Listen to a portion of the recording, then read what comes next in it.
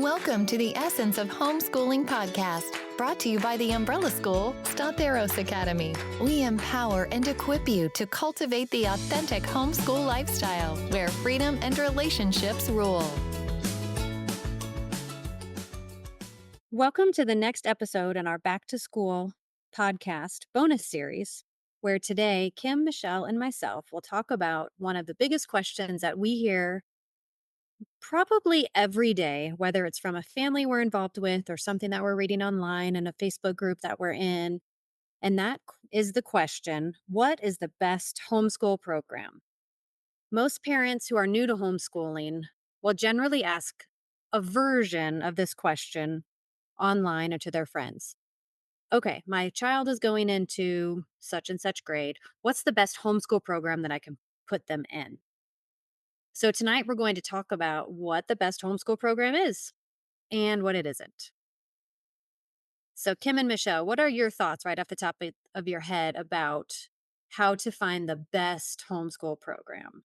I think the biggest thing is really to understand that homeschooling is its own program, but it's a lifestyle of learning. It's not one particular curriculum, one particular program, one particular teacher other than mom and dad. It's a purposeful way of learning and guiding your kids through life to become great members of society who give back, who have learned how to learn, and who have developed in a way that they can continue to learn the next thing that comes along, whether it be on a job, in a class, or anything. They learn how to ask the questions to keep on learning. Yeah, my first thought was, spoiler alert, there is no perfect program that's one size fits all. It just doesn't exist, unfortunately. I know everybody wants that quick and easy answer. I see it multiple times a day, especially this time of year as we're, heading into the new school year. And so many new families starting homeschooling for the very first time. And they're just, what do I do? I want to do the best thing for my child.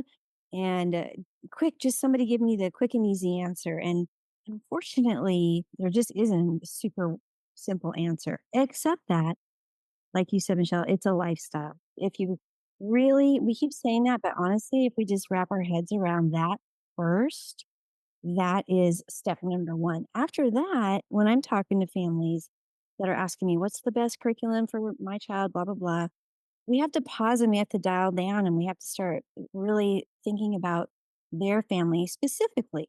How old are your kids? Do you have any special needs? Do you have any kids who are maybe advanced in math but struggle with reading? So there's a lot of things to consider. Lifestyle things to consider as well. Is there a working mom? Are there multiple children or just one or two? All sorts of things like that. So lots of factors to consider. Unfortunately, like I said, not an easy answer right off the bat. And I think there's some legitimate confusion out there in a lot of states about how to homeschool legally. I think a lot of parents post the question, okay, I want to homeschool. So, what program do I need to put my children in? Meaning, what program is legal, accredited? We hear a lot because they're coming from the perspective of they've been in school, whether that's public school, private school, it's some sort of school setting. So, if you take them out of that to homeschool, you still need some sort of homeschool school setting. And so, I think we should also mention something that may seem obvious, but maybe it's not, especially depending on what state you live in. And that homeschooling is not a school program that you place them in. You really are choosing what to teach, choosing the books to teach it, choosing what classes to teach that year, and then choosing the books, the curriculum, the co-ops, the classes, etc., in order to teach that subject. You do not have to put your child in a so-called program, whether that's an in-person program, an online program. You don't have to. Because homeschooling has grown in popularity so much, there are now a lot of programs out there. And I feel like people are confused and think they have to choose one of those, but they don't, right? Homeschooling is freedom. Homeschooling is a lifestyle. Homeschooling is the ability to not have to have a program. Right. And homeschooling is making sure, as Kim started to say as well, is that you consider your specific children. You are not like any other family. You are a special family in and of itself who learns differently, who has different interests. Yes, they overlap with other people, but choose your style of homeschooling, your individual education plan based upon your individual family. And I often want to encourage people to pay attention to the intellectual, emotional, and physical development of each child. I had kids who didn't learn to read in kindergarten, and I had one who took a little longer, even. But that is just a developmental process. It is not wrong. It is just different. And so pay attention to those little things. And there's certain things too with the books you read. Are they okay emotionally for your particular child? You're not saying no forever. You're saying no for now. It's a wait until they have the emotional ability to deal with some of the content in a book. A lot of times, intellectually, a child cannot read at a level, but they absolutely can listen at a higher level. Audiobooks are great, but you still have to pay attention to what the emotions are that are going on in those books. So that developmental stage of each child matters as you're planning what you're going to teach and how you're going to teach. Absolutely. And sometimes the way you teach as well, seen as though a lot of online programs have popped up, and online schooling is only one way to teach. It doesn't have to be online. Homeschool does not have to mean online. And in fact, for a lot of years, it didn't mean online. It's just recently that online programs have become more popular due to their ease and also, I think, due to their marketing. We see them online and we think that is a popular way to homeschool. And when in reality, it's just one way and it doesn't work for every kid. That's for sure. And sometimes when it doesn't work, then it makes the kid or the parent think, oh, I can't homeschool, which isn't necessarily true at all. It's just that particular method doesn't necessarily work. We even had that in our own family. One of my boys had to take one of his classes online when he was doing dual enrollment. Oh, and he hated it. And I was really surprised. I was talking about it with him and I said, I'm surprised you like being on your computer. What's the problem? He said, "No, mom." He said, I'm stuck at home. I'm not around people because he was very much a people person. He wanted to be out there in the class with his friends that he had met at the college and doing school in person. And I thought, well, that's super interesting. I wouldn't have guessed that. I would have thought you'd be perfectly fine at home online by yourself. No big deal. But yeah, I think just like you're saying, you just, Michelle, be in tune with your kids and pay attention and don't give up too soon. If one method doesn't work for you, then think it through, talk to your kids and look for other options. Are you ready to take the leap into homeschooling but don't quite know what to do and where to start? Whether you're just starting to consider it or you've already made the decision, we've got the perfect guide to help you along the way. Introducing the Ultimate Quick Start Guide to Homeschooling. It's your compass offering concise directions that make getting started a breeze. Dive in and discover everything you need to know, from legal requirements to curriculum tips, all in one place. Because at Start Academy, we believe that every parent has the power to homeschool with confidence. Go to today's show notes to get your hands on this comprehensive quick guide and start your homeschooling journey today. Hey, you've got this. I totally agree. I think one of the saddest things that I hear online is when people post, I pulled my kid out of school. I enrolled them in such and such online homeschool program, and it's not working for us. We can't do this homeschool thing, so we're going back to school. Mm, And I think that's so sad because they didn't actually homeschool. Sitting your child in front of an online program is a alternative education method. That's perfectly fine if that is the method that your family has chosen for that student. However, I just think it's very unfortunate when a lot of new homeschool parents think that is the only way to homeschool. And then their child does not do well, can be day long every day. And then they call it a failed homeschooling attempt. Mm. Yeah, it's too bad. And really, we saw a lot of that during COVID, didn't we? Because when they closed the schools, they brought the kids home and they said, okay, let's do school online. And all the kids were in the Zoom classes. And it was just, I don't know. I'm sure there were some success stories somewhere, but most families were like, boy, if this is homeschooling, I don't want anything to do with it. And honestly, rightfully, because that was a little bit of a disaster. But this is not what we're talking about when we talk about even online learning. It's there are so many different ways to do it, and you can find the best way that works for your family. And like you were saying, when we brought kids home during COVID, it was interesting with one of my friends, her elementary school kid was had to check in more often than the high schoolers. And to be attached to online check-ins and the computer all day really hurt him, and he really struggled. Plus, it didn't allow for any of that delight in learning that you would get hands-on by being present with people. It didn't allow for the opportunity to discover the new passions.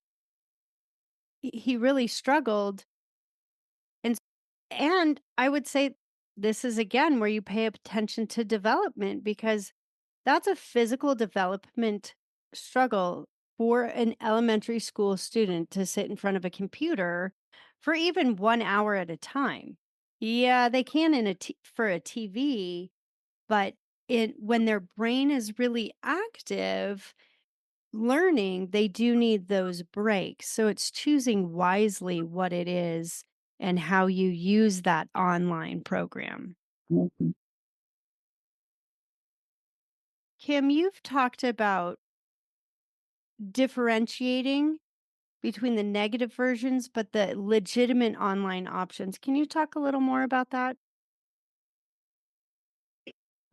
Because I don't want to necessarily throw online learning out the window. It definitely has a place for us, or it can for some families. For example, if a parent doesn't have what it takes to teach algebra, it's perfectly fine to pull up Khan Academy or some other program that works for your child. And we even did this in our own family, specifically with math. We ended up using another program because for us, it was more important to me that number one, I certainly wanted my kids to learn math, but I also was concerned about a relationship and I did not want math to come between us. And so it was more important for me at the time to become a coach or a facilitator and come alongside them. So I said, let's try this other program and you do that, and I'll be here and I'll help you when you need help. You call me if you need anything. And they did at times, but suddenly wasn't the bad guy anymore. I got to be the helper and encourage them and come alongside them again as coach and a facilitator, and that's okay. The point is, it's a tool like anything. I always say about curriculum, it's only a tool. Don't let it boss you around, right?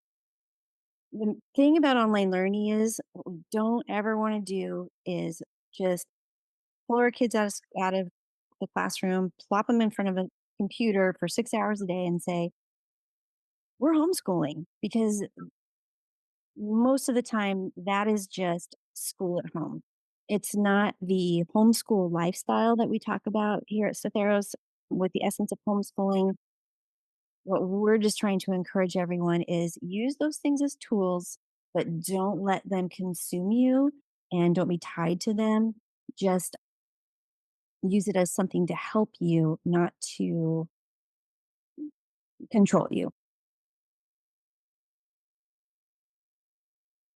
That's great. As we've talked about today, the best homeschool program is not any one homeschool program. It's not necessarily an online school. It's not necessarily a all-in-one package that you buy. Then how do we transition our thinking as new homeschool parents to learning how to actually teach and homeschool and what that looks like in the elementary grades versus what that looks like or can look like, depending on your children's learning styles and ability level in high school, where you might become more of a learning facilitator? Because in the younger grades, yes, it can be a little bit easier. You can just pick up a program, a curriculum, whether it's online or books or not, or maybe you're more unschooling in some things, and just pick something up and you just run through it. You work your way through the book, you work your way through the curriculum, the class, whatever, and it's not terribly complicated. The big thing would be in those years, you want to pay attention to, again, do my children have any special needs? Maybe we can move a little bit more quickly, or maybe we need to slow down. And you're figuring out what is your homeschool lifestyle, and you're leaning into that and you're making it work. And that's fine. And you're figuring out too, because especially in those early years, you're finding that balance between being a parent and a teacher, which is different from being either or, right? You're both. It's both and so that's a whole new thing that everybody's figuring out. Your child's looking at you in a different way, you're looking at yourself in a different way, and you're working through those kinds of issues. And sure, at the beginning, yes, you are more of the teacher and the parent, and you are figuring out those things. Then as you start moving into the middle school years and then of course into high school, then more opportunities start opening up and you start thinking, oh boy, high school's looming, or we're in high school. We have to start thinking possibly about college or career, or just kids living on their own in general. And their world starts opening up. And ideally, we do want them to become more and more independent and working ourselves out of a job. And we want them to take more and more responsibility for what they're doing, what they're learning, what they want to learn, how to learn it, and pursuing their passions. And so at that point, really starting in middle school, you start doing baby steps all along the way until launching into high school. They really are more and more every year making more and more decisions on their own for what they want to do. So by the time they get toward the end of high school, maybe they're deciding this is the college I would like to go to. And I'm going to fill out this application form. And mom, can you just do a quick proofread to make sure I didn't spell my name wrong or something? Ideally, that's what we want to work towards. So, yes, it starts in the early years as the teacher, the parent teacher. But yes, as they get older, you should be working yourself out of a job, more into facilitator role, a coach role. And that even applies to things like with life skills, right? So we're not just talking academics, we're talking about how do you talk in front of a group? How do you do, plumbing or electricity, or take care of your bank account, things like that. So it really broadens out the older that they get. Hopefully, from this conversation, you've learned that the best homeschool program is your own homeschool program. It is what you create for your family. It's how you love learning together with your children, how you enjoy creation, museums, field trips, books, science, history, math, and the various ways you can go about doing that. You are the best homeschool program for your family. Thank you for joining us on today's episode. We hope that you enjoyed the conversation and found it insightful. Be sure to check out today's show notes for all applicable links and additional resources. If you liked what you heard, please subscribe, rate, and review our podcast. Your support helps us continue to bring you great content. Until next time, happy homeschooling.